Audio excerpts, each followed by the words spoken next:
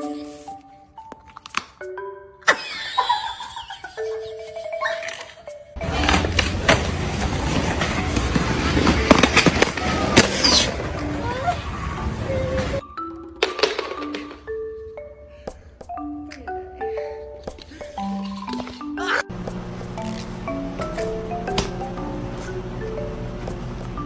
you know you're my baby and I love you, but you cannot go turkey hunting with me.